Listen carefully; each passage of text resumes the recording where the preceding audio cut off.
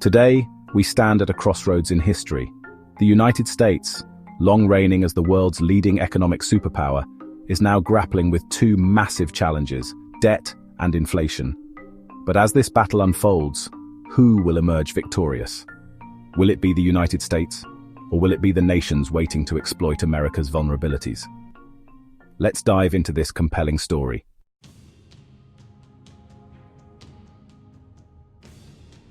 Let's first address America's debt situation.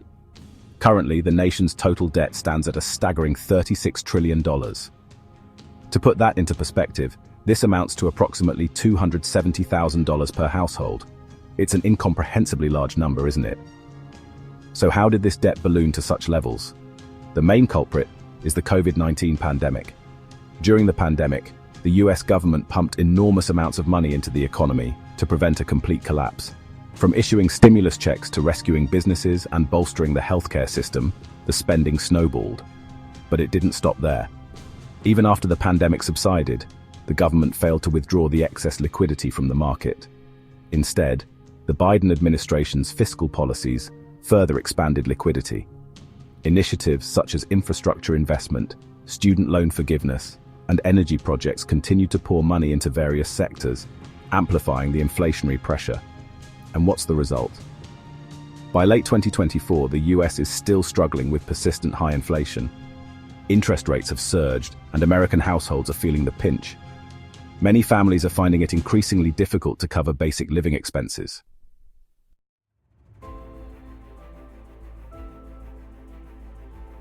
Can Trump's new administration solve these issues?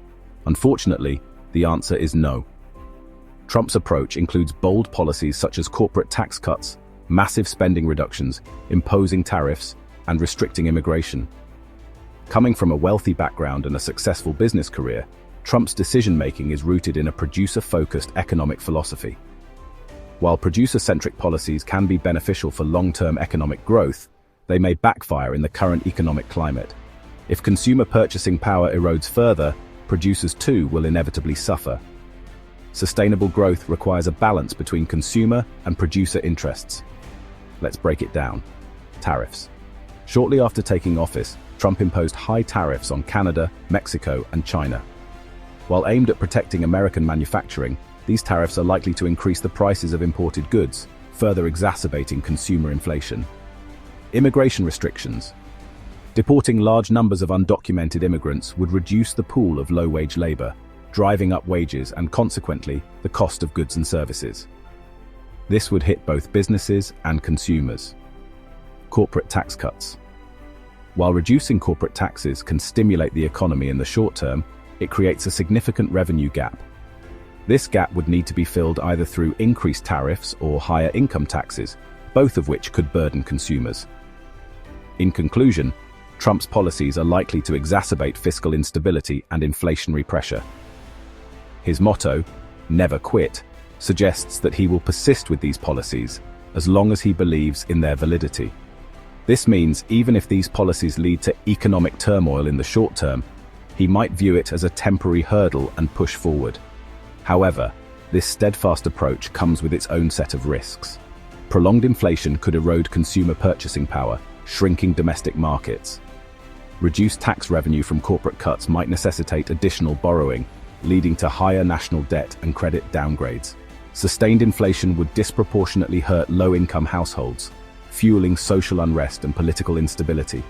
Ultimately, Trump's goal is to revitalize American manufacturing, create jobs, and restore US dominance in global supply chains. But achieving this vision could take longer than his 4-year term, and any disruption, like a change in administration, could derail ongoing efforts, leading to new problems. For example, abandoned manufacturing projects or abrupt tax policy reversals could further destabilize the economy.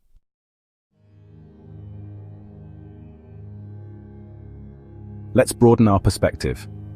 America's instability presents significant opportunities for other nations. Historically, whenever the US has faced challenges, rival nations have seized the moment to strengthen their positions. This time, two key players stand out: Middle Eastern oil-producing countries and Japan. First, Middle Eastern oil producers. These nations hold tremendous power over the global energy market. By adjusting oil production, OPEC plus countries like Saudi Arabia can influence global oil prices, thereby adding to America's inflation woes. Second, Japan. As the largest holder of US Treasury bonds, Japan has significant leverage. If Japan decides to offload a substantial portion of its US debt holdings, it could trigger a spike in Treasury yields, destabilizing financial markets. Japan might use this opportunity to expand its influence in the global financial system. These dynamics could accelerate a shift in global power, with nations like China also poised to play a pivotal role through technological innovation and economic expansion.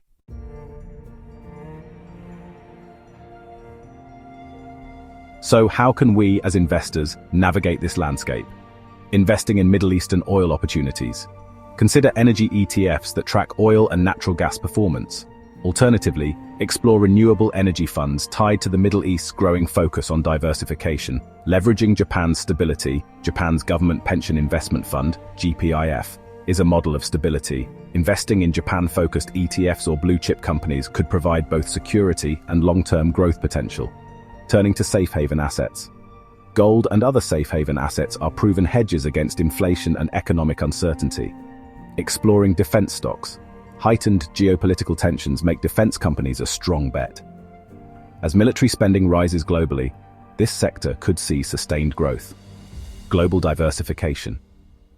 Broaden your portfolio to include assets in emerging markets that may benefit from shifts in global power dynamics.